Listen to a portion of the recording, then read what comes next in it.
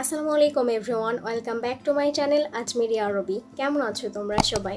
তোমাদের সবার জন্য নিয়ে এলাম আরেকটি নতুন টিউটোরিয়াল। আজকের টিউটোরিয়ালটি আমি করেছি টিনেজার মেকআপ লুক নিয়ে। একটি আপু আমাকে রিকোয়েস্ট করেছিল, আপু টিনেজার মেকআপ লুক করে দেখাও। আর আমার কাছে যে মেকআপের যে প্রোডাক্টসগুলো রয়েছে সেগুলোর পরিমাণও খুব সীমিত, তাই আমি চেষ্টা করেছি সীমিত কিছু প্রোডাক্টসের মধ্যে এই লুকটা ক্রিয়েট করার। আমি কোনো প্রফেশনাল মেকআপ আর্টিস্ট না, তবে আমি যেভাবে আমার লুকগুলো করে থাকি, সো আজকে আমি তোমাদের সাথে সেটাই শেয়ার করব। চলো দেরি না করে শুরু করি। অফ ক্যামেরায় আমি আমার আইব্রো করে নিয়েছি।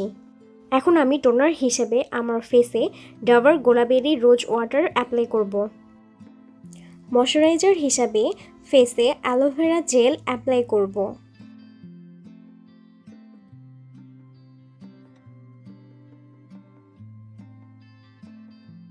এখন ফেসের হাইয়েস্ট পয়েন্টগুলোতে এলে গার্ল প্রো কনসিলার অ্যাপ্লাই করব। ভেজা বিউটি স্পঞ্জ দিয়ে কনসিলার ব্লেন্ড করব। ফার্স্টে একটু লাইট দেখালেও পরে তা স্কিন কালারে চলে আসবে।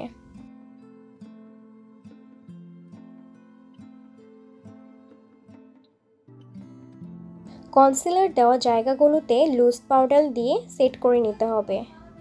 যেহেতু আজকে আমরা কোনো ফাউন্ডেশন ইউজ করিনি, কনসিলার ও কম্প্যাক্ট পাউডার দিয়েই আমাদের মেকআপ লুকটি শেষ করতে চাই, তাই কম্প্যাক্ট পাউডার ব্যবহারের পূর্বে লুজ পাউডার দিয়ে কনসিলার সেট করে নিতে হবে।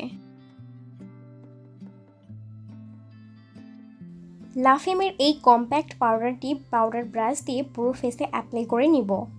তোমরা চাইলে বিউটি ব্লেন্ডারের সাহায্যেও অ্যাপ্লাই করতে পারো, তবে আমি ব্রাশের সাথে বেশি কমফোর্ট ফিল করি।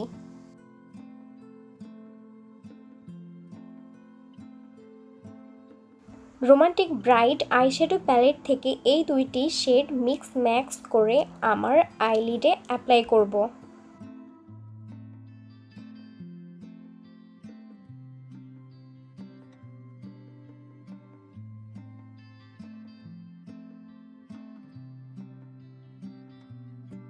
সেম প্যালেট থেকে এই শেডটি নিয়ে আমার ফেসে ব্রোঞ্জিং করব। তোমরা চাইলে এটি স্কিপ করতে পারো।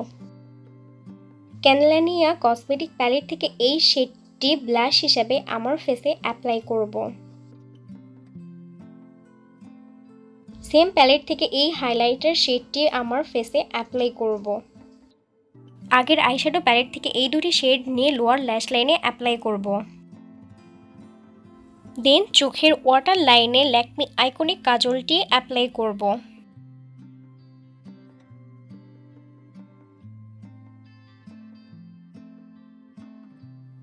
লালা লাভ এর এই মাস্কারাটি আইল্যাশে অ্যাপ্লাই করব।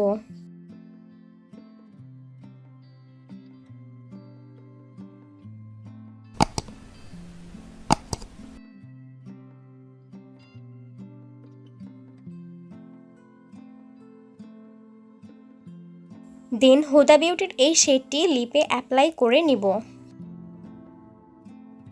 এই হলো আজকের ফাইনাল লুক। কেমন হলো কমেন্ট বক্সে জানাতে ভুলো না। আর হ্যাঁ, ভালো লেগে থাকলে অবশ্যই লাইক, কমেন্ট অ্যান্ড সাবস্ক্রাইব করতে ভুলো না। আল্লাহ হাফেজ।